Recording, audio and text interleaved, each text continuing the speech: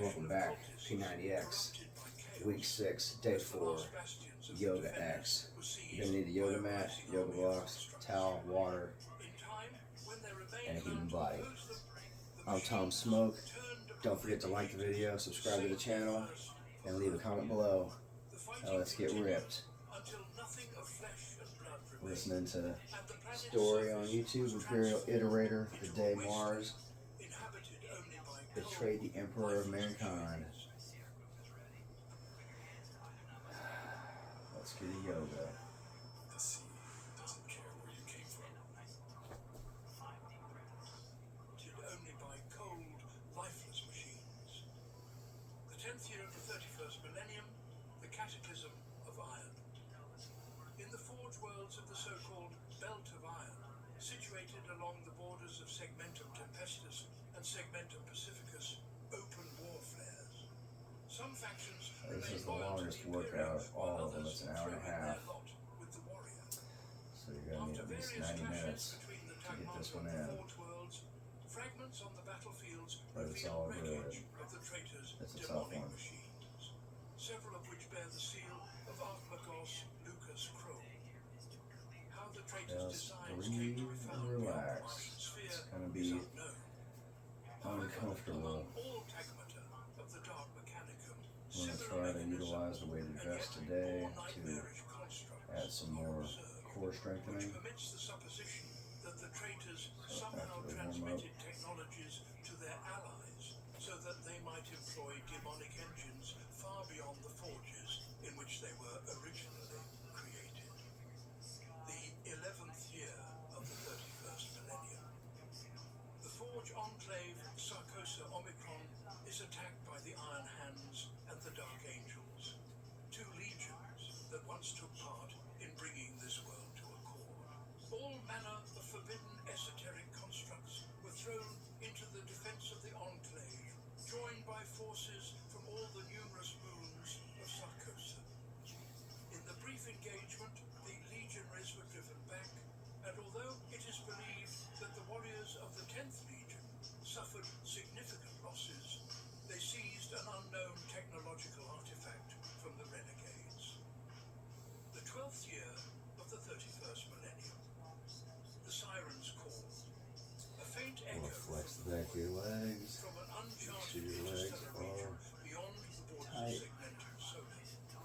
Various forces intercept a distress signal.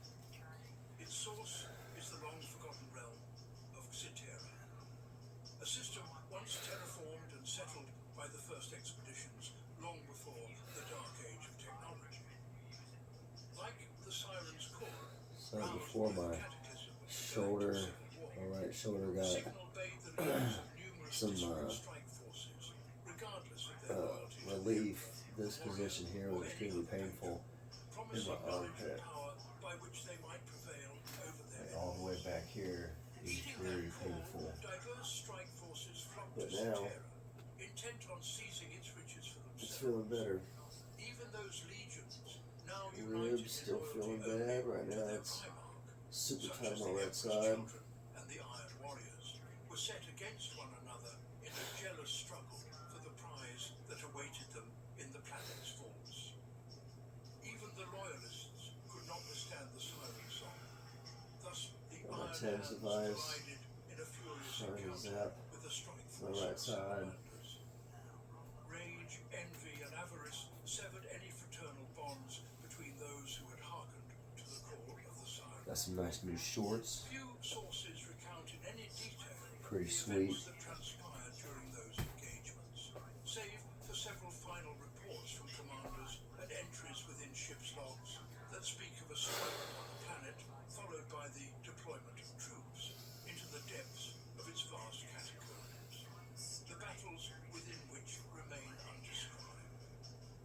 For the most part, these actions are absent from the Legion's battle reports. And we're still The warming up, commanders so who don't proceeded to Citera go did crazy, so don't without overdo it. sanction We're or gonna take it approval nice and of easy. either. Thus, the truth of the fighting upon I that just got world done working is not known too long only to ago, and those who dared to go there. yeah, I'm a little stiff from 14th year of the 31st millennium, working Horstax's plague. late in the The day. densely populated world of Horstax typically accumulate a lot of fatigue. A sudden outbreak of a lethal pestilence that transformed its victims into rotting shells, damned to life and bereft of reason, existing only to spread the infection further. More than 98% of the population was infected by the pathogen, and those who possessed even the faintest innate resistance perished of thirst or asphyxiation within weeks. With their water and air supplies rendered foul by failures of the sanctuary's filtration and purification systems, the slowly dying inhabitants of Horstacks remained ignorant that the contagion was in truth the creation of chemists and Magos biologists in the service of the Death Guard, who watched the outcomes Stretching of it their out, experiments nice and easy. near There's Horstacks. going to be a lot of lunges. The release of their creation, The first half of the together with the workout is campaign pretty of much genetic 30 selection minutes of that lunges. forbids hybridization, paved the Hip way work. for a small detachment of the 14th Legion, Flexibility. allowing them to seize the planet Need to strengthen as our their own hips. with little resistance. Don't want to break them when we get They were old. survivors of the fall of Barbarus, who had fled to found a new dominion. Thus they came upon Horstacks, a wealthy and remote region where they could rebuild their strength and once more assail the galaxy in Mortarian's name. Mars suffered grievously during the tumult of the Horus Heresy, a war unleashed and perpetuated not by foreign agents, but by its own rulers, seeking to ensure that none would oppose him when he threw his lot in with Horus. Fabricator General Kelbor Hal employed every weapon at his disposal, targeting any forge whose lord proved disloyal. Nuclear detonations, toxic strains, and swarms of killer drones descended upon an unprepared Mars, and in their wake came armies of the traitorous and the colossal titans of Legio Mortis. Entire cities were wiped from the face of the Red Planet.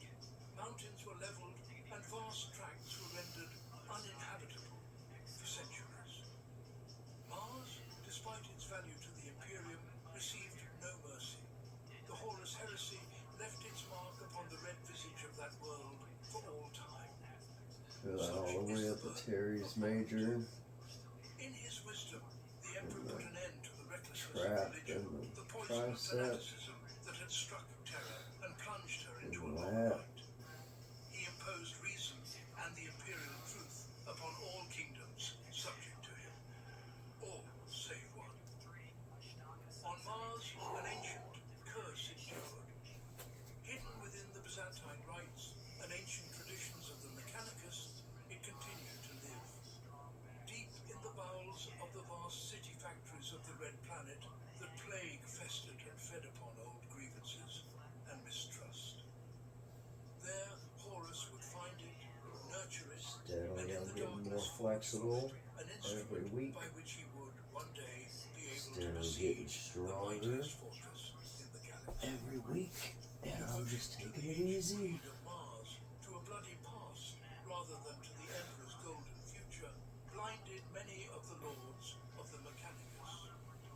They could not reconcile themselves to the thought that their cult might sink into the abyss of history and be forgotten, supplanted by a new order. Yearning for the days when their forebears had reigned across a galaxy rent by war, many swore fealty to the War Master, Switched caring out my not what gloves price because they my would pay red for their blind zeal. Humanity would gloves once more were fall under the sway of toast. fanatics, those who would sooner see the galaxy burn than leave the past behind. And while the embers of the Great Crusade cooled on the bloody plains of Iskan 5, Mars rose to war. Not to overthrow the tyrant emperor, or to set a young warrior upon the throne, but to rend its own soul. The children of the Red Planet fought either to free it from the shackles of reason, or to cast off forever the mantle of mysticism, caring not at all who would rule the Imperium when the guns fell silent. They were so blinded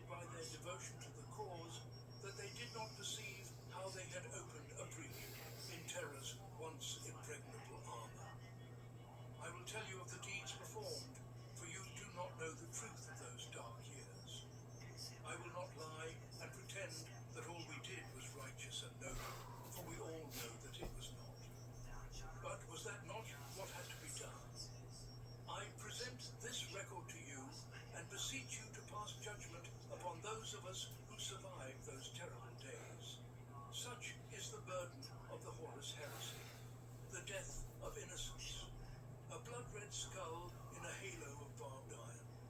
The teeth of gears will grate and spark, tearing themselves apart. A deathbed statement of an astropath of the lunar choir, the 4th year of the 31st millennium. It all began with silence. A dreadful and accursed silence. So the yoga workout's a lot slower than the other workouts, kind of like the Pilates workout. So I like listening to stories to music, so to speak, but beneath that veil, those of the mechanicus depending on what you're into, you might want to listen to music, you might want to listen to something else. began a great blood purge. All who did not kneel before the master, whether Archimagos or humble tech priest, were slain. So we do this like Some 40 were struck times. down by the assassin's blade, others overthrown by their own corrupted servitors. Only a few escaped the calculating wrath of fabricator General Kelbor Hall. Those tech priests whose servitors remained loyal and whose strength was sufficient to repel any assault.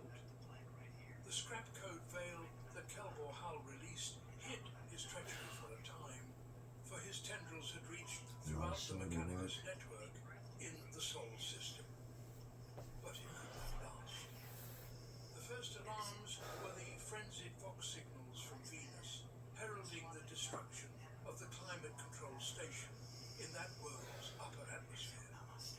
These isolated Mechanicus forward posts fell from the sky, while the tech priests within tore one another limb from limb, consumed by the fury of schism. After that catastrophe followed a barrage of distress calls from across the Sol system. The adepts of Mars turned on one another with sudden, unexpected ferocity. The scrap code reached even the most distant corners of the system, where mothballed defensive stations began their own brief civil wars using rockets guided by servitors. And at the center of this web of calamity stood the silent red sphere of Mars. Ever pragmatic, Rogel Dawn, Seneschal of Terra, ordered all channels of communication with the Red Planet to be severed. Black-clad squads of the Imperial Fists destroyed data hubs and killed the tech priests within them, cutting off the scrap code's attempts to penetrate the Imperial Palace at a terrible cost. Rumors reached the Primarch that when chaos had gripped the Sol system, Horus had raised the banners of rebellion on distant So isthmus, you gotta hold that and Dawn leg up could in only the air for a long suppose that time. Mars had succumbed to the same madness, and that it too would draw down upon it the same measure of the Emperor's wrath that fell upon the other traitors. And although most of the remaining legions loyal to the Emperor that could be mustered had been directed to the punitive fleet that Dawn had almost no forces left with which to chastise Mars as well. In total, all that could be spared were 4 companies of his own Imperial Fists, the only warriors he could trust without question in the face of a brother's treachery, together with auxiliary solar auxilia forces. The final reinforcement was 3 dozen of the Emperor's own guard, the Legio Custodes.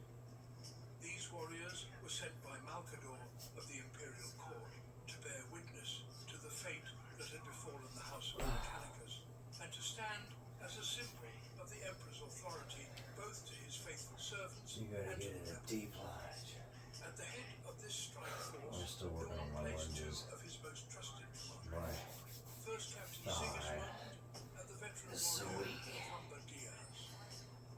Known even my among hand. the stoic Imperial Fists as a soldier, working on laconic it. and steady, Cumber Diaz was to temper Sigismund's infamous quick temper, while Sigismund was appointed to command all loyalists in Dawn's name. The order to the 2 Fists was simple: take their warriors and secure the key manufacturing facilities on Mars. And once the beachhead was secured, they were to assess the situation and, if possible, mount a counteroffensive and retake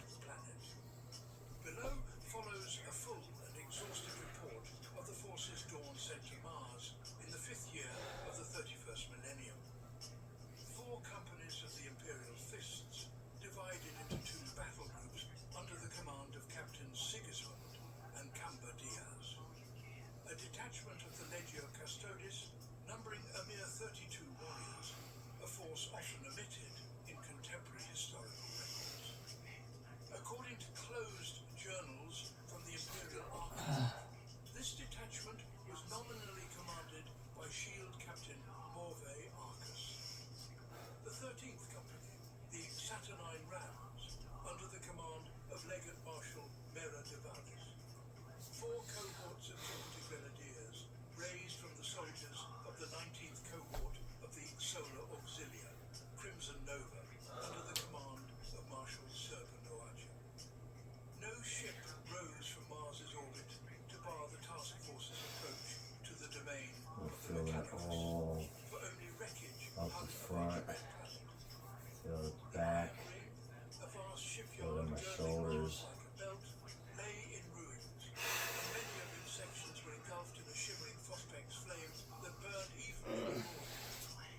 The few Mechanicus vessels still capable of combat limped toward shelters in the system's outer regions and paid no heed to the approaching Imperial ships, which had taken station in high orbit above the sector bordering Olympus Mons.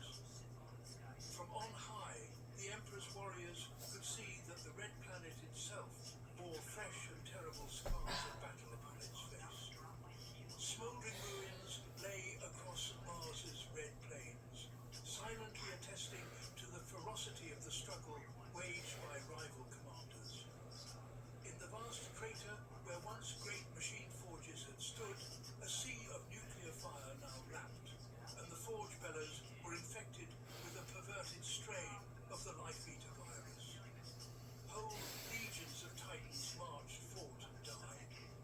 Millions of warriors were already engaged in the battle, and their strength so utterly outmatched that which Sigismund and Diaz had brought that any attempt to reclaim Mars in its entirety was doomed to complete failure. Yet Sigismund, ever bellicose in the face of the foe, would not yield. At a private council with Camba Diaz and Arcas of the Legio Custodes, he erupted in furious orations about the perfidy of those who had defied the Emperor and about his impotence in the face of their treachery. Arcas, whose duty bound him to defend the Emperor rather than the holdings of the Mechanicus, regarded the legion's rage with indifference. But Camba Diaz, heedless of his brother's fury, Right at the top proposed there. means by which they might execute Dawn's orders and partially restore their honor. Across every ship of their small squadron, the warriors hurried to their assault shuttles, each prepared for battle, for none knew what might await them upon the surface of Mars after the calamity that had befallen Earth. A few hours after receiving the order to disembark, the assault ships punched through the ashen clouds that hung over the Martian landscape. The first wave bore the yellow heraldry of the Imperial Fists, for Sigismund had insisted that he should be the first to set foot upon the planet. 2 full companies of Dawn's finest warriors, most clad in bulky Terminator armor, were put down by a Stormbird on the outskirts of Mondus Ocula, the city of fabricator Locum Kane. Uncertain of Kane's loyalty, the Imperial Fists formed up into battle order with Sigismund at their head, their banners held high so that all might see their fealty. While Sigismund waited for Kane's reply, Camba Diaz had already received his. On Mondus Gamma, Magos Lucas Chrome declared his Don't forget to like the allegiance video, with the subscribe to fire the of channel, and a veritable leave storm a of comment energy below. beams ripped into the first transport. What do you that think? approached his The forge. yoga looks pretty Captain easy. Diaz steered his craft toward the high plains of Solis Plani. Any of you guys The doing yoga? cautious veteran would not throw his limited forces against the defensive works of an unknown I enemy. started doing yoga The landing the within year the before domain of last. Impluvian Maximum went still worse. For the Royal Forge, there was already under siege, and the Saturnine Rams sent to the assault did not know which So the forces warrior were friend and which were foe. 1 At the and foot of warrior the forge 2 walls, a bloody close are quarters fight used flared also up, in the and the P90X3, Solar Auxilia which were is forced the to defend workout I on did all last sides year for well over an for the hour whole year. before it could be ascertained And check out my other videos from last year and see how I did. And you too can use 30-minute home fitness and change your life. Tracking the course of the battle as the evening gloom deepened. When all his allies Physically had entered rehabilitate the your fray, body. he marshaled his own forces. Change your weakness. Terminators bearing cumbersome shields moved to the vanguard, preparing for the breach. A trio of Leviathan Bulletproof your dreadnoughts body. unfurled their siege guns, while Free smaller your detachments mind. took up positions to worry the rear. about a With lot the of grim stuff. efficiency that was the hallmark of the Give you Imperial mental clarity. Fist, the ranks closed and the formation began to move. The legionaries advanced almost as a single organism, and Sigismund was ready to lead them in person, when, unexpectedly, the gates of Mondus Ocula swung wide. Though Rogel Dawn placed the security of the Sol system and the Emperor above all other concerns, there was one prize on Mars for which he would brook taking that risk. Within the forges of Mondus Gamma and Mondus Oculum lay a vast consignment of power armor Mark VI, intended to supply the warriors of the legions Astartes across the galaxy, and now so Goes desperately all needed to equip those up legions that that had remained loyal to the tricep Imperium. or An even teres more valuable secret, major, whatever known it only is, to because Malcador, Dawn, that, and two that particular one's been was giving me the the blues existence for of a the long blueprints time. for a prototype power armor Mark I VII, almost held within the cogitator banks got it of back to like fabricator it's Logan supposed to be. K's domain. Got it back For in the its sake of those position, treasures, Dawn was prepared to but risk it's the lives of his completely warriors and the weak. security of the Sol system. For deep in his heart, he feared So, that the fleet he had dispatched northwards gonna would be have to unable to stop Horus. do He physical knew that this rehabilitation war and would not train be it. simple, and that he would require every weapon, every asset, if he hoped to preserve the Be Imperium patient, for whose creation he had shed blood. and I On the will far side fix of it. Noctis Labyrinthus, Diaz returned I to have the fleet, faith. and since his initial I'm landing optimistic, failed, he given would the not launch a changes hasty or ill-conceived that have assault. been made Instead, he relied in the upon last meticulous year. strategy to shatter the I feel defenses totally of different. Lucas Chrome. Scout detachments of the Imperial Fist, And if you would have the told yellow me heraldry smeared with red Martian dust, that I'd be getting provided shredded this year, carefully selected positions to pin the I might defenders not have believed against you. the walls of Mondus Gamma.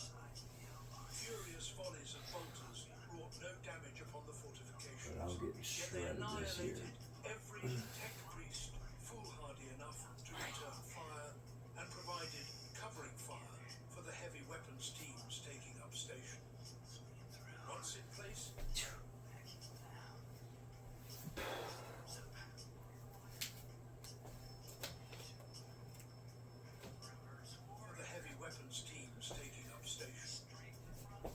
in place, Imperial Fist warriors armed with missile projectors and laser guns engaged in pinpoint fire against carefully chosen gun turrets, carving a small but critically important breach through the intersecting fields of fire of the defensive batteries. Moments later, the night sky above Mondus Gamma burned as 100 rock bombs tore through the clouds and slammed into the breaches in the city ramparts. Ramming into the outer wards of the eastern quarter, the pods disgorged an entire company of battle-hardened Imperial Fists, the Imperium's finest warriors, ready for close combat. Point-blank barrages of mass-reactive bolts shredded the automatons, perforating lightly armored targets with astonishing ease. The heavy Donitars, however, posed a far deadlier threat. Their ceramite plating shrugged off small arms fire, yet their limited mobility isolated those automatons as the Imperial Fists surged forward to seize key objectives within the eastern quarter. The gates in the outer wall fell first.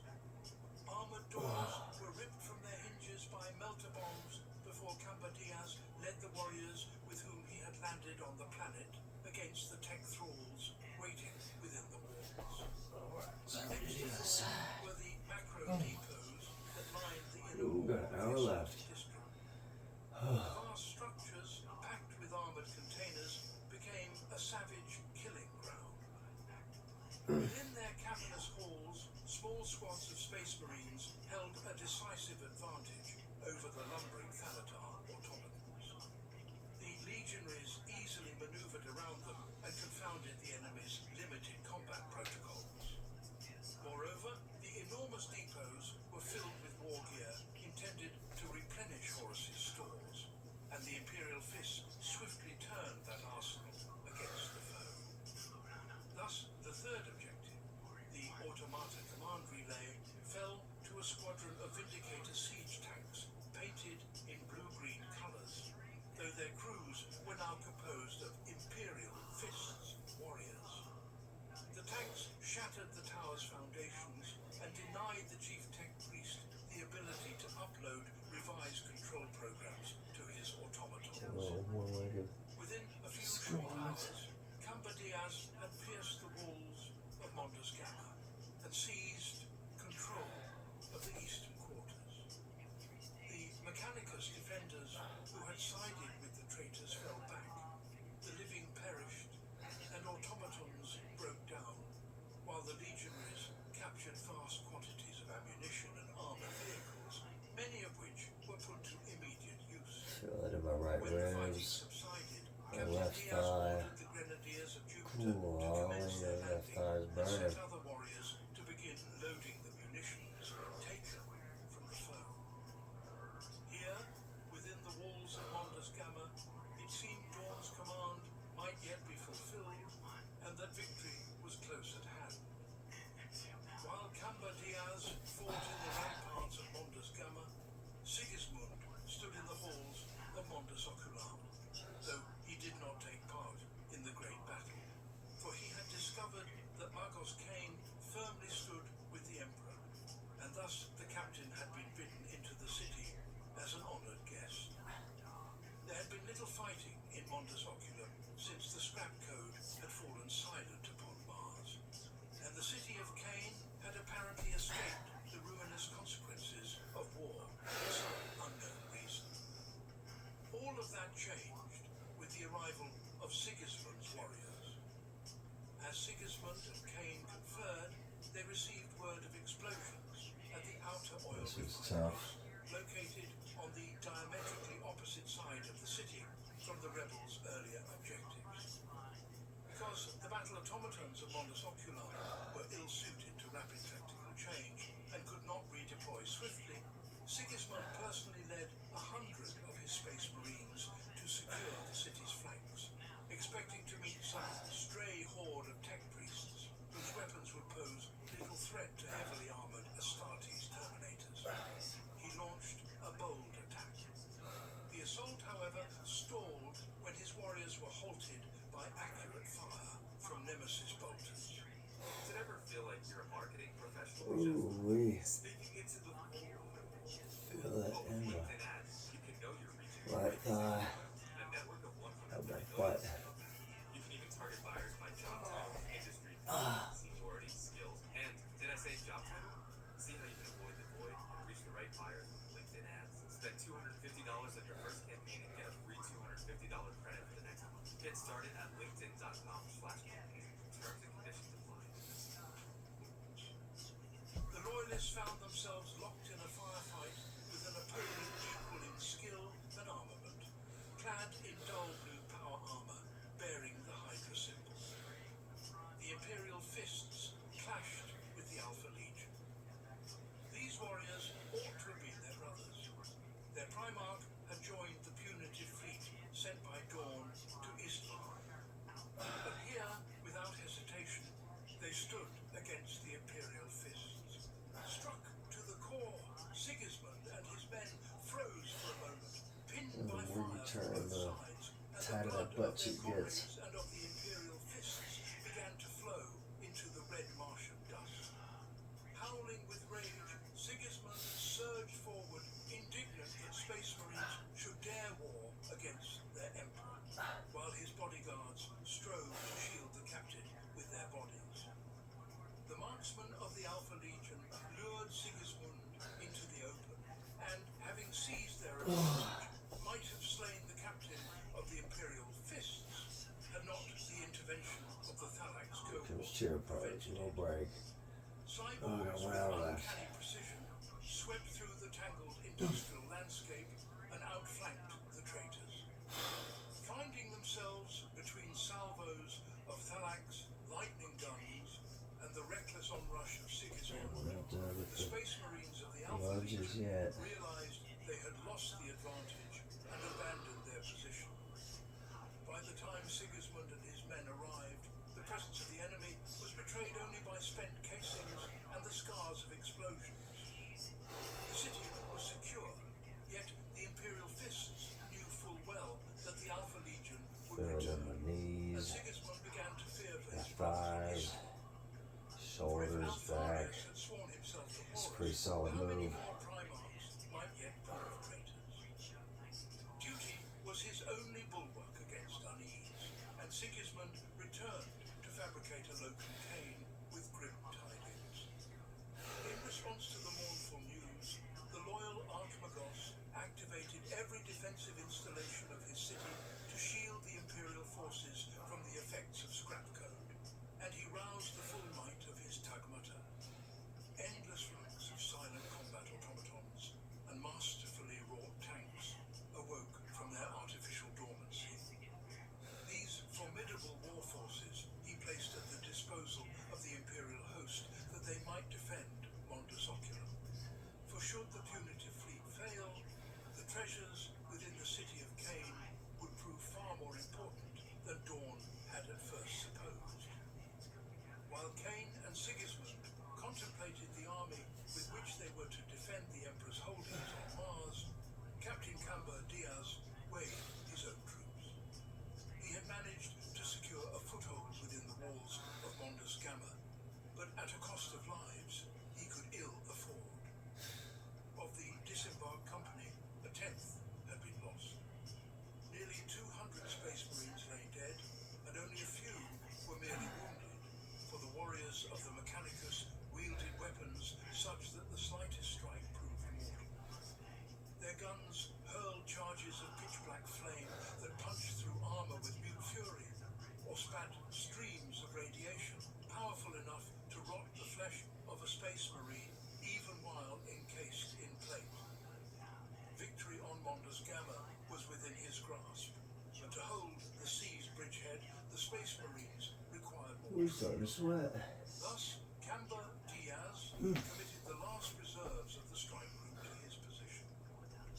40,000 grenadiers of Jupiter, organized in the mold of the Solar Auxilia and famed to their long-standing rivals, the Saturnine Rams, landed 80 kilometers from the walls of Mondus Gamma. Their ponderous transports could not risk passage beneath the guns still tended by the servitors of Mondus Gamma, and so the infantry were forced to march into Solis Plana, disgorging heavy war gear and forming their tertiae before they moved to aid Captain Diaz. The Space Marines would have to hold alone until those forces arrived, but Camber Diaz was not prepared to wait while the traitors recovered from his first blow. Taking with him the most elite warriors of the Imperial Fists, armed with a variety of lethal melter weapons capable of burning through even the densest ceramite armor, Captain Camber Diaz set out to buy time until his allies could arrive. Assessing the enemy, Captain Diaz selected targets not for their tactical value, but in order to confuse and distract the constrained combat algorithms of the automatons. At Transit Junction 993G, Camber Diaz and 50 Space Marines aboard a pair of heavy mastodon transports, still bearing the colors of the Sons of Horus, cut down a small garrison of tech priests in a short and one-sided slaughter. The Imperial Fist then held the positions for an hour, while the automatic defense protocols sent scattered patrols of Castellax and Borax battle automata against them. These soulless metallic warriors were hurled at the marine lines a few at a time, each attack amounting to no more than a dozen hulking automatons. Although the legionaries far outmatched them tactically, the steel cohorts of the Mechanicus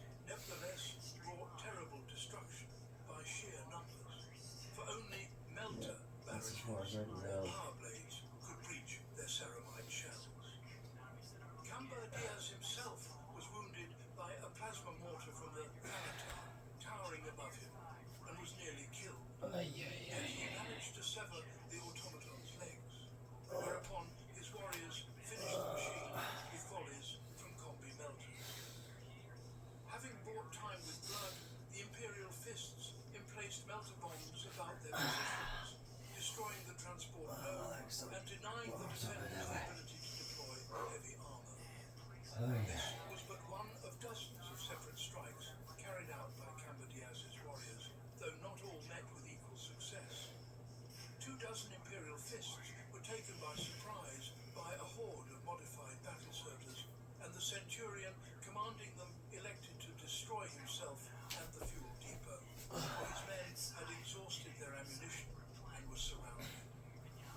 These deaths were not in vain, for Cambidias's strategy had thrown the defenders into chaos. Despite a substantial numerical superiority, the detachments of battle automata proved unable to withstand his unpredictable onslaught. And although the Mechanicus' weaponry equaled that with which Diaz's forces were equipped, they could not bring it to bear in sufficient quantity to stop the Imperial fists once and for all. The bulk of Cambidias's troops still remained in the eastern sector of Montes Gamma and were engaged only in brief firefights, easily holding the ammunition depots they had seized. Standing amid the ruins of yet another Cagitata complex, Cambidias thought that victory on Mars was still possible. Legends are told of the ancient enmity between the inhabitants of Saturn and Jupiter. This bitter quarrel between those who should have been faithful allies had driven so deep a wedge that few commanders would allow the warriors of Saturn and Jupiter to serve side by side, fearing that in the heat of battle some fratricidal conflict would erupt. That antipathy reached back to the last days of the Long Night, on the eve of the Great Crusade, when the Emperor extended his dominion across the entire solar system and led his warriors out to the outer worlds. His first arrival was upon Jupiter, This is so I can where the touch my planet's fingers fighters put up and stubborn overlap. resistance to his space marines. The steadfastness of Jupiter's inhabitants was such that the world remained a theatre of war for many years, whereas only a handful of battles were fought upon Saturn before its people realized the futility of resistance and bent the knee. Saturn and its warriors became famed for their skill, and the ancient culture of the Void hoplites that developed upon both Jupiter and Saturn was named in their honor, a christening that provoked the hostility of neighbors who maintained the culture had its origins upon Jupiter. Even in the time of the Horus heresy, nearly 2 decades after the banners of unity were first raised above the solar system, the enmity endured. Both Jupiter and Saturn furnish warriors for the solar auxilia, and while the Saturnians have won a reputation as deserving and valiant soldiers, the Jovian Grenadiers are notorious for their quick tempers and vainglorious assaults. Perhaps the very emblem of the Imperial forces' despair sent to Mars was that Dawn elected to include both Jupiter's warriors and Saturn's contingents among their number, though the commanders of the Imperial fists had taken pains in advance to have them assigned to separate landing zones. Upon Montes Oculum, the Tagmata Cain, roused to war at full strength, met only with ragged assaults. Hordes of unorganized tech thralls burst from the howling storms that This was stirred the tough. wastes around Montes Oculum, and, with suicidal ferocity, hurled themselves at the city's defensive lines. Combat detachments of Myrmidons bearing Cain's heraldry tore them there. apart with the fire of their guns, and Super those tight. few who reached the city's walls were hewn down by power axes so vast that only augmented Myrmidons could wield them. These bloodthirsty warrior priests were among the few servants of Cain who welcomed war when it came. Yet, despite the Myrmidons' fury, these skirmishes and Do one of massacres those. were no true Just war, depends on how advanced you want to get. no real threat And to take it Montes Oculum. easy. Never sense of being a superstar. I just want to be super. Start your day. This is it. Get more value on the under $3 man. Limited time only. Prices and participation may vary. Prices may be higher for delivery. For a moment, it It seemed to all that the traitors' armies had been abandoned by their masters and cast adrift to their fate. Not a word, nor threat, nor demand for surrender came from Kelbor Hal or Lucas Crome, and only the most insignificant of their minions were set loose to continue the fighting. None of the loyalists doubted that the leader of the traitors had been carried away by some great enterprise, the object of which was, in all likelihood, their destruction. Despite this unknown threat, the forges of Mondus Oculum did not cease their labors while a battle raged at the city's threshold. And from the planet's manufactoria there flowed an unending stream of weapons and war engines destined for the legions of Astartes. Cain, a man of his word, permitted no compromise in his obligations to Dawn and the Imperium. As an adept of the cult Mechanicus, he intended to squeeze every second for all it was worth, fighting not with bolter and blade, but with his forges and machine code. 18 hours passed, and the roar of the furnaces drowned out the thunder of guns and rockets. Sigismund waited impatiently, torn between the desire to strike the traitors and his orders to defend the city, until certain reports seeping through the local atmosphere seized his attention. Flickering, distorted feeds showed vast throngs of tech priests of the Mechanicus battling along the perimeter and huge shadows looming in the distance. Amid the expanding skirmishes, blue armored figures flashed. Sigismund cared nothing for the slain Mechanicus infantry or the indistinct silhouettes, yet pride would not permit him to ignore even the smallest chance to strike at the Alpha Legion. Gathering his warriors, he left Cain to sort the production schedule and rode forth into battle. On the western outskirts of Mondus Oculum, Sigismund and his men found the defenses in chaos. Defensive maniples of Castellax had been destroyed by precision strikes, and the outer perimeter lay breached. A horde of wretched, sand-encrusted Vorax automatons surged into the urban walls. Valiant cohorts of loyal Thalax stood out amid the mass of flaming metallic claws, with flashes from their lightning weapons, striving somehow to hold the enemy. Leading his warriors into the very heart of the fray, Sigismund and his resolute phalanx of Terminators fought with force blades and plasma detonations against the traitor forces, manifesting the might of the Legiones Astartes. But for every automaton they tore apart, two more took its place, each stepping forward to annihilate the Imperial fists. You do a half It became moon. plain to all that unlike the earlier assaults, this was not a heedless raid, This is but not a the same full-scale invasion. as the P90X3. In that slaughter, Sigismund found no honorable duel, only endless butchery, as he cleaved down the last surviving automatons and neuroservitors. The mindless creatures fought with dreary monotony. They would not cease, yet they could not stand against the furious skill of the Legiones Astartes.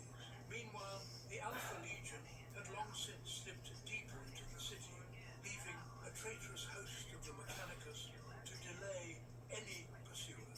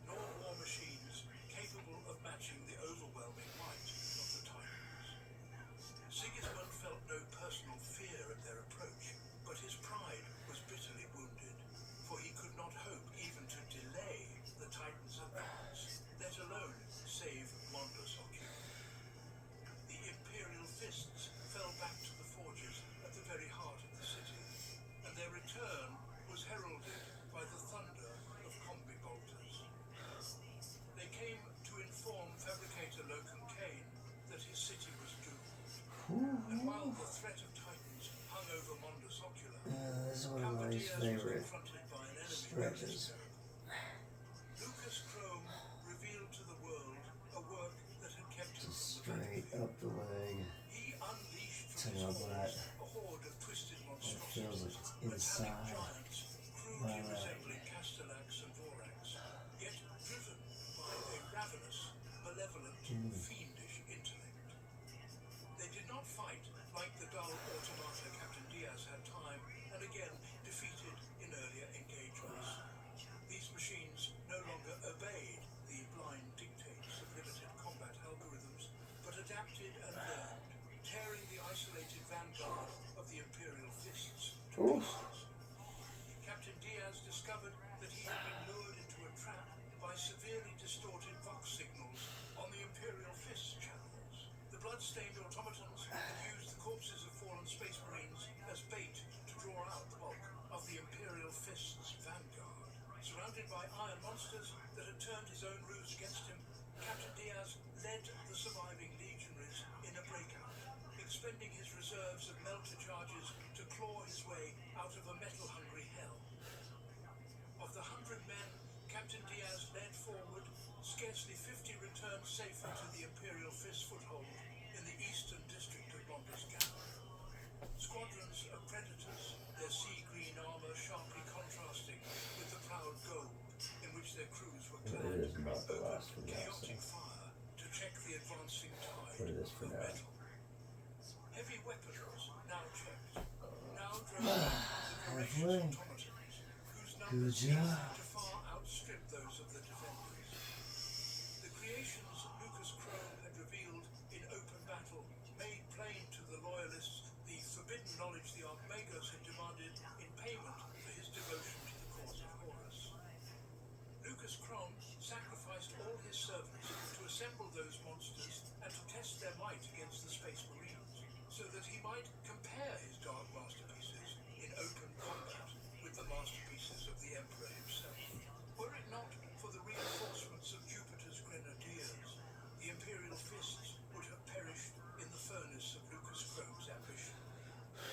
The marksmanship of the Astartes equaled Lucas Chrome's murderous creations, yet their numbers were far too few in the face of the Now it's all-rushing time for the balance the section. superior gene technologies by which the Astartes had been wrought demanded many years before they bore fruit. Oh man.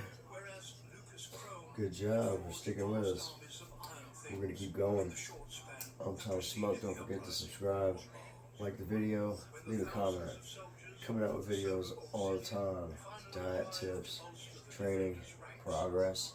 You get juicy biceps, get you nice calves, nice thighs, nice waistline. You can do it from home, 30 minutes. That's all it takes. Formed improvised barricades behind which the defenders now fought. It was a brutal stalemate that cost the loyalists hundreds of lives with each passing hour. And although they inflicted grievous losses upon the enemy, Lucas Chrome's automatons did not relent. Diaz could not abandon the walls, for to do so would be to yield 40 minutes munitions of the left. machines he had taken to We're the enemy. halfway done. But he could not stand against Keep the it vast up. number of the dark geniuses' Just corrupted breathe creations forever. and With relax. a heavy heart, he gave the order to commence the evacuation.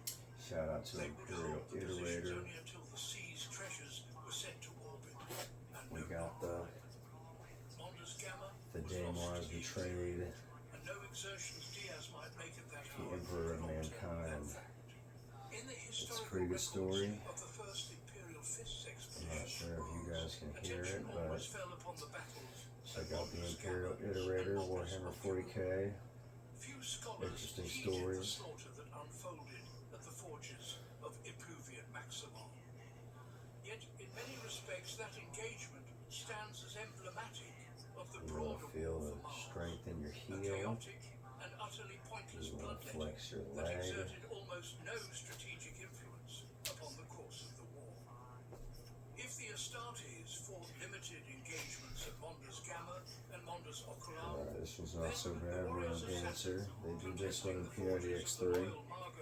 Check out my training videos for P90X3. Check out Amazon. Buy you a copy. P90X. P90X3 still available for purchase. Also available at your local used video store or used sporting goods store. That's where I got my last 2 copies. Originally I got my set from QVC 20 years ago. That's crazy. 20 years ago I couldn't do it. 20 years ago I tapped out. Now, this is my second time doing this thing. Week 19, day 4, classic yoga. The last confirmed transmission from Imperial forces at the forge of Impluvian Maximal reached them at the very moment Sigismund watched the approaching doom of Mondas Oculam. That's all that counts. A short and severely And corrupted remember, Vox surge you're in your contained the home. following message. It's a no judgment zone. Ammunition almost I ain't exhausted. gotta make videos of you Tertiary doing this taken stuff. heavy losses. I ain't Our gotta position is show you how it is in the without real support. world. I am attacking with all available forces. But don't be discouraged. Sigismund and You Cain should do what you can attempted to do. raise the And as defenders long as of you're moving Rhodes, around, but that's what received counts. no reply. Just a little bit. By that time, the city of Maximal You know, I'd rather do under the 30%, 90% of the time Sigismund instead of 90%, 30% of the time. while Camba Diaz was set You upon know, by the creations of Lucas Kroll. you can't Explosions of teach ordnance hustle. and vast beams of energy That's tore what they say. entire districts of Mondas Oculam asunder with impunity. And the Titans advanced upon Sigismund's defenses, sounding their war horns and issuing a challenge to the captain. Cohorts of loyal Thalax buzzed at the knees of the Super tough. Titans like impotent Those flies, guys are all super and strong. even the heaviest weapons at the disposal of the Super Imperial strong. fists were no more than I'm a irritants. bitch compared to those It was guys. not a battle, but a They're slaughter, weak, a spectacle the Titans of weak Legion bitch. had staged for their own But I'm about to be a unhealthy strong bitch. and yet within the depravity of the enemy lay the single hope of salvation for Sigismund and Cain.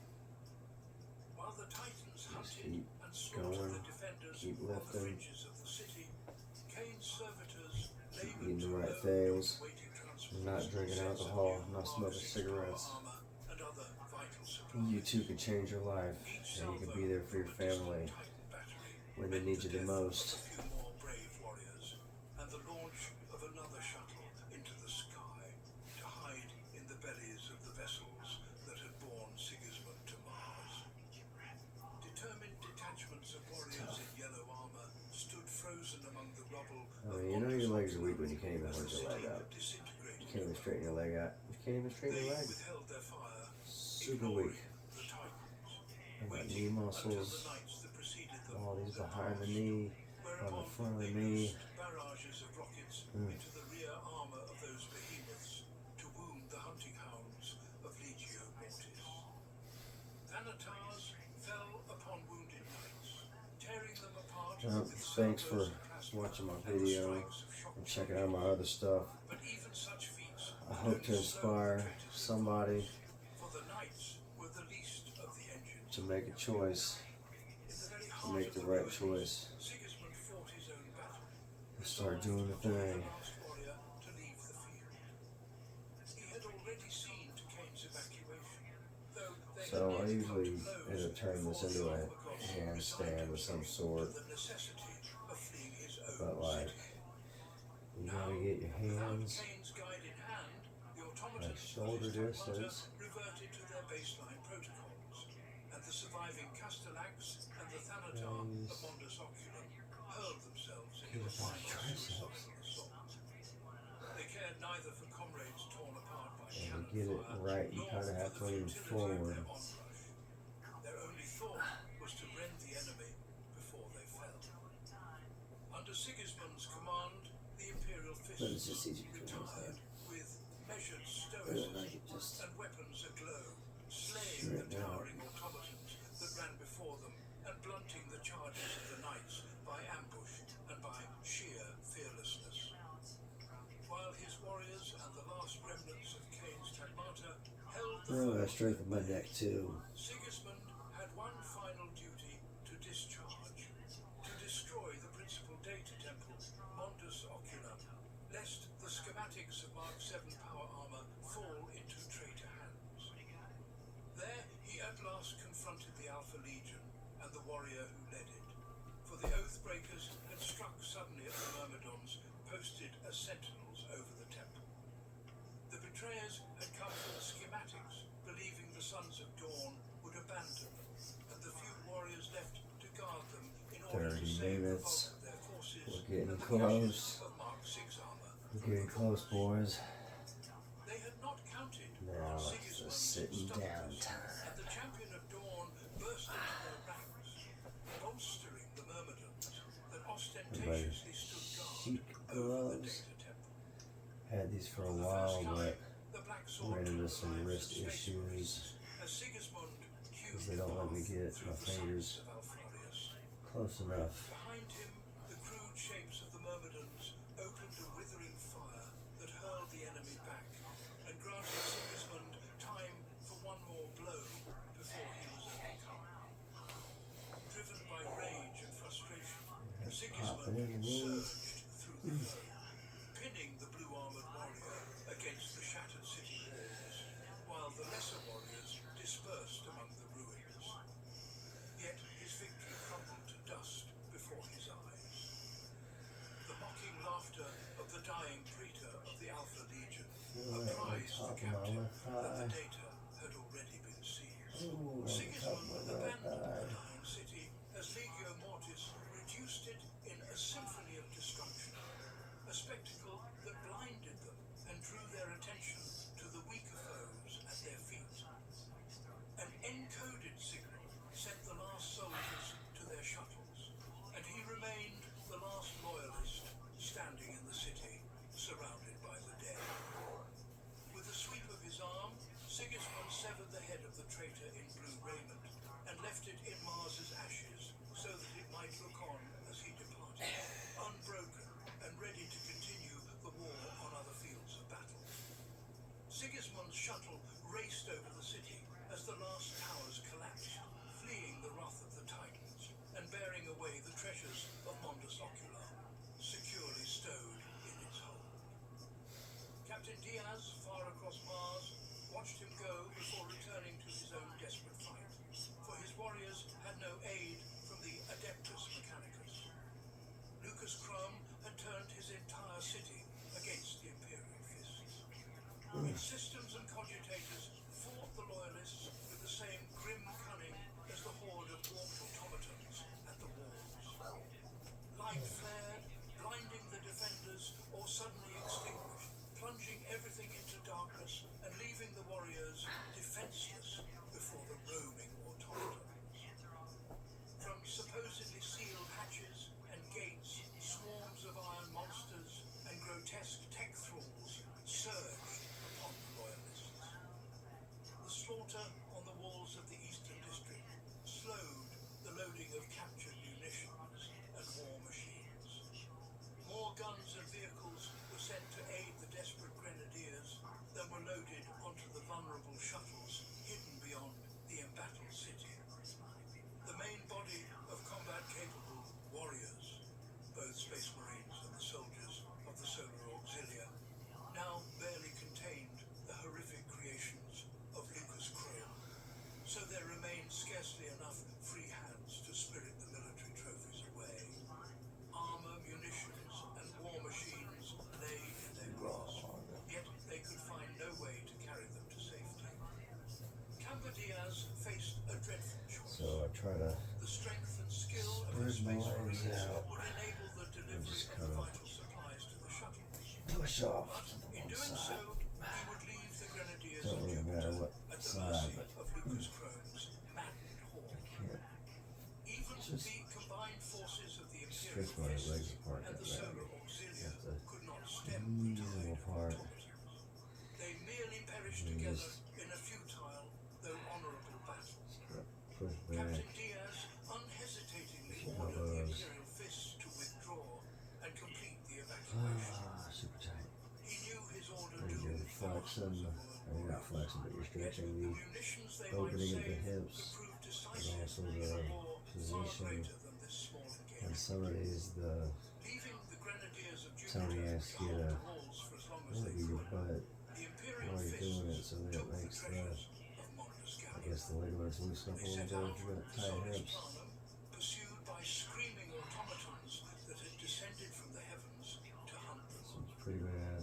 The tormented retreat of the legionaries was made worse by the frantic vox traffic of the solar auxiliary soldiers. The Grenadiers of Jupiter did not beg desperately for their lives. And the best thing about the P90X is they give you a lot more time to do all the exercises and the stretches. The sounds And I of their think brave that's why defiance as they fought I and can't died do a lot of the other tormented ones the Imperial Fists that I more used to than any do enemy because assault. it was such a And shorter each of the sons of workout and my Dawn muscles longed aren't to getting hit abandon so his hard. duty and turn back to fight and die Because with I'm them. really trying to make a change. At the Trying to very get edge of Solis so Planum, strong. within sight of the shuttles, Camber Diaz halted the last captured Spartan and turned to give And just a as a final testament, I had to do only yard the work thunder of bolter last fire week, held and the pressing automatons at bay. And across the plain, it was a lot easier countless hordes of Lucas Chrome's splitting creations wood, surged in the distance, carrying so bags of dirt, dense carrying that you bags could of barely mulch, make out the last compost. glints of last fire in the far city. Then, within the solar auxiliary perimeter, a light flared so bright it could Bridge blind or even a space wheel. marine. And Camber Diaz feared that the forces of the remaining warriors had detonated the last munitions before the skyborne machines overtook them. However, when his sight returned, he beheld not ruins, but golden warriors. The custodian stepped forward, appearing directly in the heart of the fray, and hewed a path through the ranks of automatons. Lucas Chrome, in the forging of his automatons, had employed a dreadful mixture of science and dark power, yet even that could not withstand the Emperor's personal guard. Arcus and his warriors formed a bulwark of whirling power blades, each stroke of which lopped off a tech thrall's head or tore a limb from an automaton. They held at bay and horde beyond counting, while the ragged remnants and the Grenadiers of Jupiter hastily fell back across the wastes. Even in retreat, the solar auxiliary kept their mettle, withdrawing in segments while laying down fire on the move. Captain Diaz could not abandon such valiant soldiers and signaled those vessels that were fully laden to weigh anchor and depart, detaining only the last few shuttles. Deploying his retinue as a rear guard, Camber Diaz screened the remaining craft from any enemy approaches until the final Grenadiers were either aboard or lay dead upon the plains of Mars. Continuing to deliver covering fire, Captain Diaz issued the expedition's last command, and the ships roared into orbit. A blinding flash marked the end of the battle as the warriors of the Legio Custodes began to teleport away, leaving behind heaps of shattered automatons and cleaved tech thralls.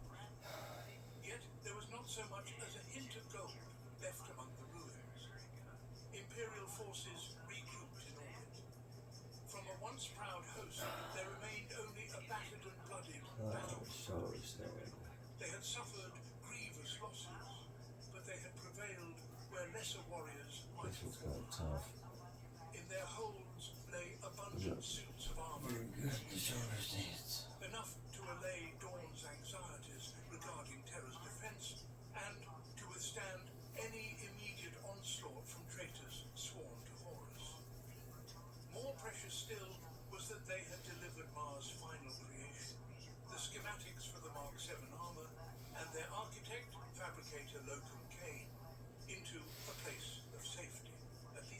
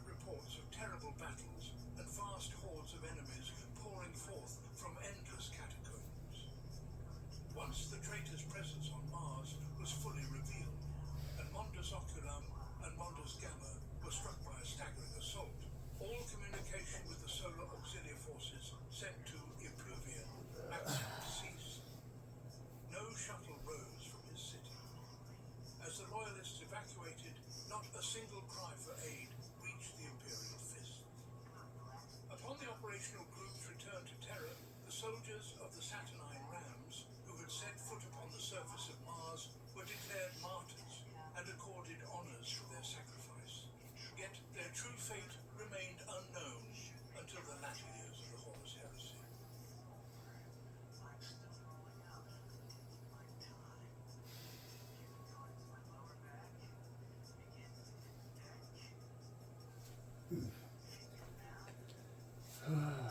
Tough. 20 minutes left. Thank God.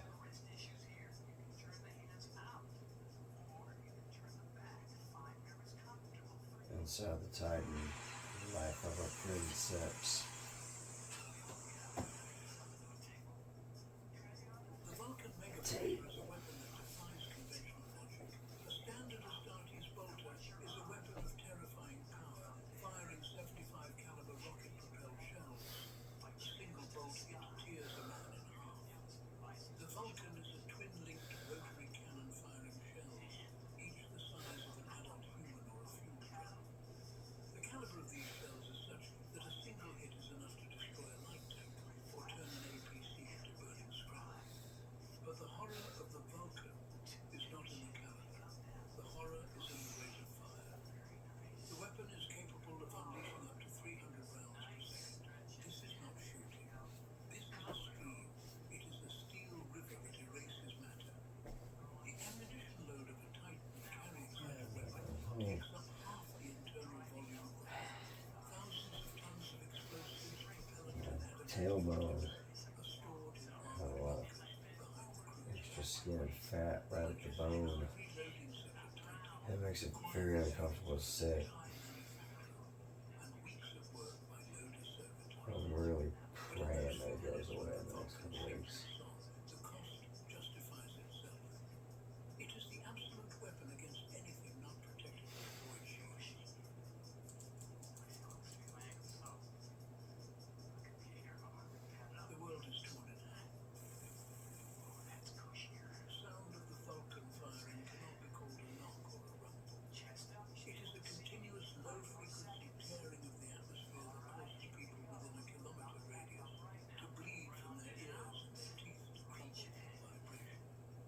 A tongue of flame 50 meters long bursts from Sanctus Lyra's right arm. Casings each the size of an urn pour from the ejector in a solid waterfall, ringing against the pavement like bells. Below on the ground, hell takes place. A company of traitor infantry simply ceases to exist. They do not die one by one. They disappear by platoons. Vulcan shells turn concrete buildings into dust and organic bodies into red mist. There are no wounded. There are no survivors. The kill zone turns into a lunar landscape churned by explosions. The earth boils. Armored vehicles hiding in the ruins detonate, adding their fireballs to the general chaos. Inside the cockpit, in the silence of the amniotic tank, Cassian feels the recoil.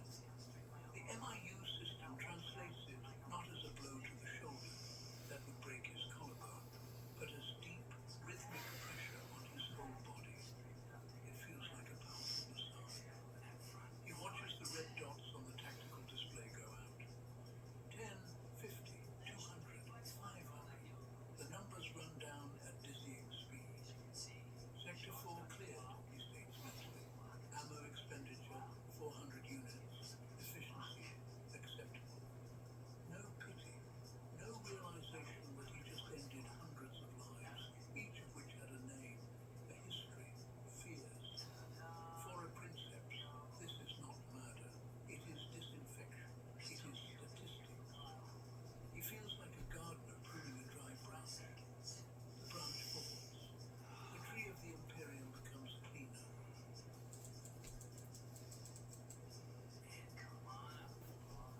There is a psychological phenomenon known as divine distance. An infantryman sees the eyes of the enemy. About 15 minutes left. The tanker sees the enemy. We're almost there. The Titan princeps sees Good job. from a height of Keep up the good work. turn into abstraction. They are too No Don't forget to like the video if you haven't already. Leave a comment below. What do you think of the Yoga X? It's pretty tough, isn't it? And subscribe to the channel. Check out my other videos for training, diet, tips, and advice, and other things that I've learned in my journey of getting fit after 40.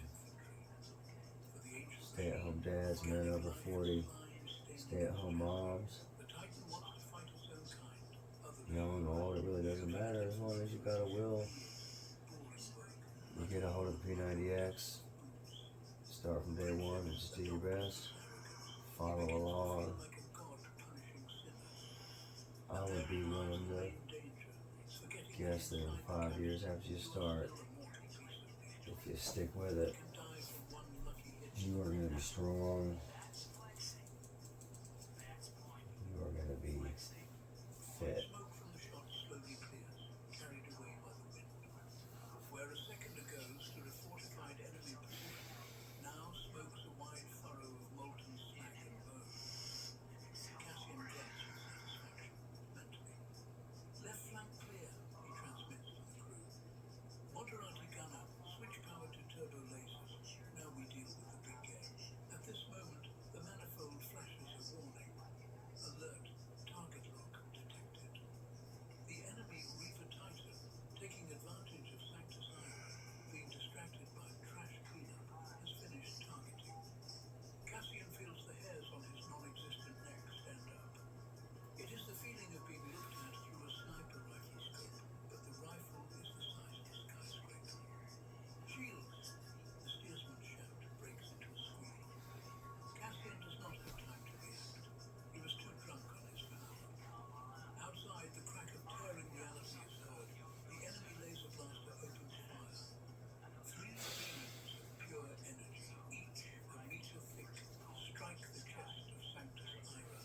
The impact is one. The void shields absorbing the energy flare like a birthing star. Inside the cockpit, the lights die, replaced by an emergency red strobe. Sparks shower from the ceiling. Cassian in his tank screams. This time the scream is real. Pain pierces his chest, though his body is intact. The MIU translates the shield overload as the sensation of his skin being doused in acid.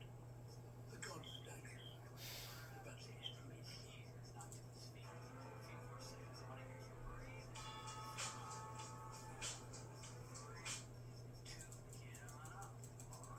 begun. In the world of the manifold, where information has taste and color, the impact of an enemy laser feels not like a burn. It feels like a tear in the fabric of existence. I'm like sitting on this chunk of fat. Cassian was omnipotent. He floated in an ocean of data, invulnerable and immense. And then the universe hit him with a sledgehammer. The sound inside the skull is like the cracking of ice breaking on a frozen lake, only 1,000 times louder. The golden sphere of perception surrounding the Princeps mind fractures. Visual senses go blind for a split second, flooding consciousness with the white noise of static. Cassian does not see the explosion outside. He feels the pull. 3 beams from the enemy Reaver's laser blaster slam into the frontal projection of Sanctus Ira's void shields. Energy sufficient to vaporize a city block hits an invisible wall. Inside the amniotic tank, the Princeps' body jerks in a brutal spasm. His back arches, arms, stumps, fly up in a protective gesture, trying to cover a face that isn't there. The water around him instantly turns cloudy. It is not dirt. It is a release of adrenaline, cortisol, and neuropeptides that his endocrine system dumped into the solution. In response to phantom trauma, the transparent fluid becomes milky white, swirling in vortices around his convulsing body. He opens his mouth and a bubble of silent scream bursts from his throat. He feels as though his chest has been opened with a red-hot candle. He feels his ribs are broken and his lungs are Feeling burning. in my back. But this is a lie. His body is intact. It is the Titan's soul that hurts, and this pain is transmitted directly into the pilot's nervous system.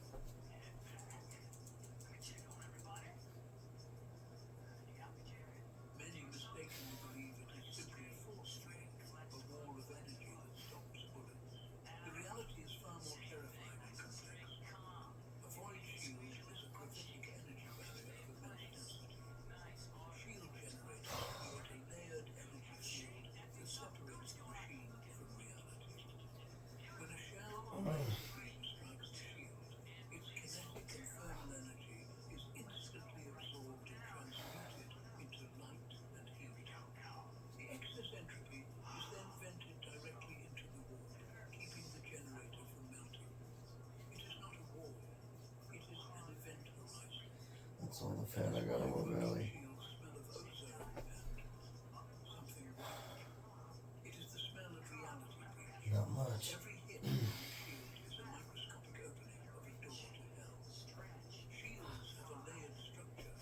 When one layer overloads, it collapses, and the generator needs time to recharge.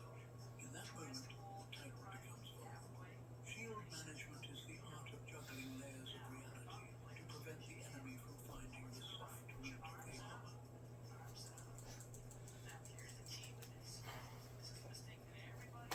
Frontal hemisphere shields at 40%. The voice of Moderati Tacticus breaks through the veil of pain. Controlled chaos reigns inside the cockpit. The impact was of such force that even the gyroscopes failed to compensate fully. The entire command deck tilted. Sparks showered from overloaded consoles, illuminating the gloom with magnesium flashes. The smell of ozone becomes unbearable. Cassian forces himself to breathe. Inhale, fluid in the lungs. Exhale. He must pull himself together. Pain is just information. The flesh is weak. He repeats the mantra to himself. Pain is an illusion of the senses. I am Aya. He mentally palpates his chest, where the laser struck the void shields flicker. They have thinned. He feels the draft, the cold breath of death seeking a crack in his armor. The generators howl, trying to restore the field. Divert power from motive drives to shields, commands Cassian. His mental voice trembles, but the order is crisp. Enemy is recharging. We have 5 seconds. He feels the machine spirit's response. Sanctify is furious. The machine does not understand the concept of tactical retreat. It is insulting that someone dared to touch it. We'll go to the backside here for the blue. Demanding blood. It wants to rush forward into melee to tear the offender apart with a chainsaw. Cassian has to exert a titanic effort of will to hold the machine in place. Stand, he mentally screams, and this order echoes as a Same migraine. thing, super We are not beasts. activation here. The Titan The freezes. legs are activated. Groaning from contained Glute on the side of the thigh. neural feedback is the curse of the princess. The Golly. MIU mind impulse unit system is a two-way street. To control a Titan with the grace of a living being, the brain must receive full sensory information. But the brain does not know how to distinguish servo damage from bone fracture. It interprets data in the only way available to it, through pain. When a Titan's arm is torn off, the princeps feels a phantom imputation of such force that he can die from pain shock. His heart can stop simply because the brain decides the body is dead. But there is a more terrible threat: burnout. If a Titan's reactor explodes, or if the machine is hit by a psychoactive weapon, like the scream of a Chaos Titan, the feedback pulse along the neural cables will turn the pilot's brain to ash faster than the blast wave destroys the cockpit. There are safety measures, synaptic cutouts. Theoretically, they should disconnect the pilot at critical overload. Practically, they often fail or trigger too late, leaving the princeps a vegetable with a burned-out cerebral cortex trapped in his own body. Every battle is a risk not only to the body, but to the very essence of self. So you want to start a business. You might think you need a team of people, but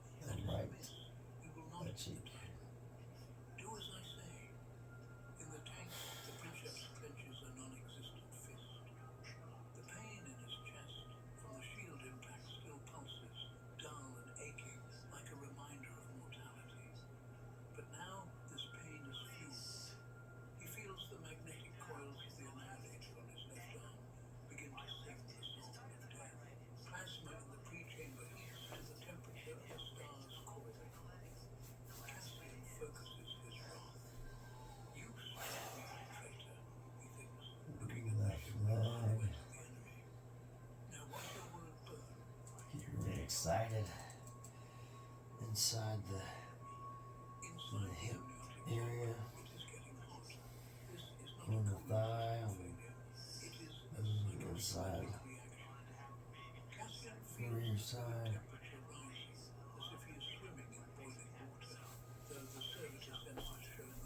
The cause of the heat is in his head. The Titan Sanctus Ira has fully awakened. The enemy laser strike didn't just strip the shields, it insulted the God machine. And now the God wants to answer, but not in the way the human This is kind of tough. In the manifold, the turbo I laser don't quite master the targeting control. aimed at the fuel tanks begins to tremble. At first, barely noticeably, then stronger. The crosshair drifts left, toward the enemy Titan.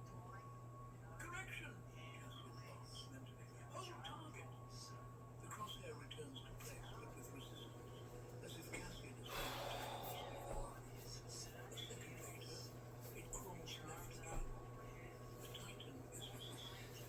In Cassian's mind, there are no words, but there are images. Almost over. Flash, Good job. violent hallucinations. You should be proud of yourself.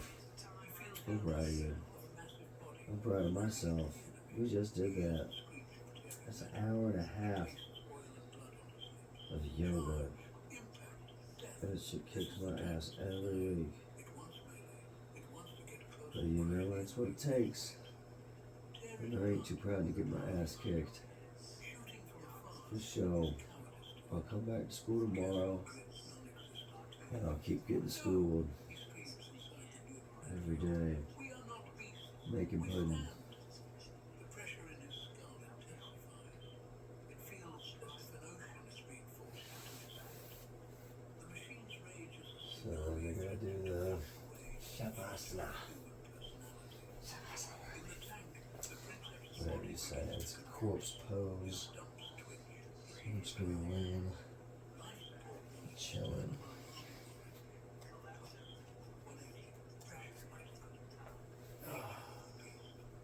Machine spirit personality. Princeps Maximus Archive.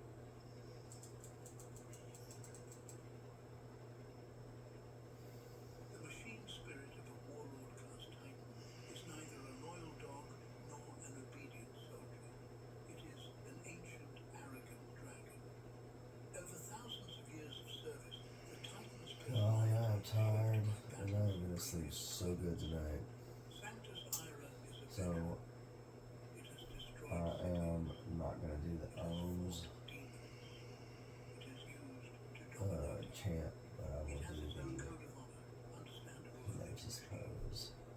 For it to take damage and not strike back blow for blow is intolerable humiliation. Aggression is a factory setting. The God machine is built for war, and it loves its job.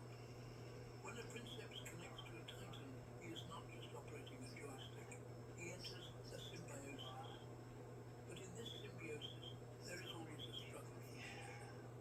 If the princeps will falters, if he gives in to the machine's anger, absorption will occur. The human will forget tactics, forget orders, forget who he is. He will turn into a mindless berserker who simply drives the machine forward until it dies. That is why princeps candidates are selected not for physical strength or intellect, but for willpower. They must be mental titans capable of saying sit to a creature that can crush a mountain. Now, at McDonald's, a McDouble is $2.50, and Miles, Janet, and Cole never miss a chance to maximize a McDouble haul. Get more value when you order from the under $3 menu. The battle shifts to the mental plane. Inside his Here's the Cassian builds lotus pose. visualizes it as a dam of cold grey concrete The blocking a river of lava. chanting, The lava is the rage of Sanctus Ira. which doesn't really matter to me, but I am doing this at night. It's As a migraine attack, the got a bunch of people sleeping in my house. kill, rend, Can be making some weird noises in the middle of the night. hijack motor functions.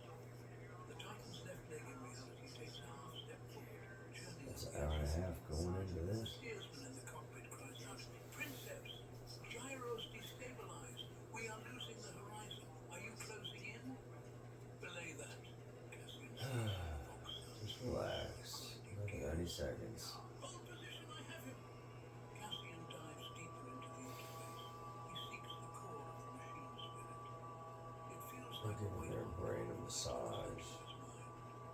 Listen to me, ancient one, whispers Cassian, putting all his authority, all his 120 years of service into this thought. You are blind. You see only the enemy. I see victory. The titan grows. 1 minute left. The burning enemy becomes brighter. He is vulnerable. He mocks us.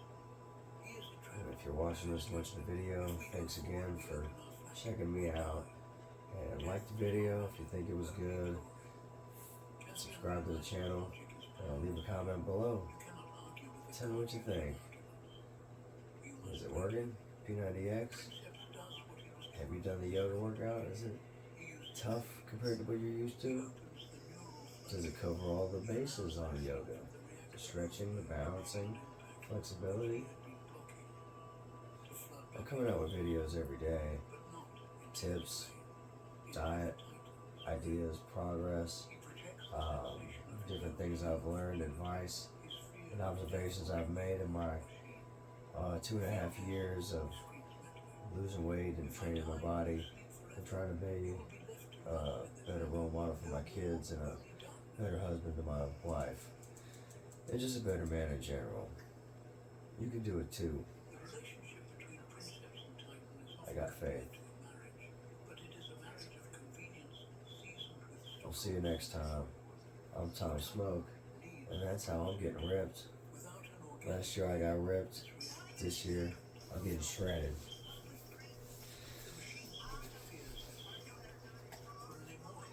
What do you think? Is it working?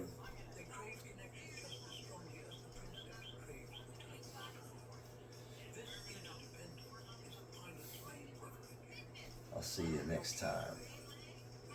Let's get ripped.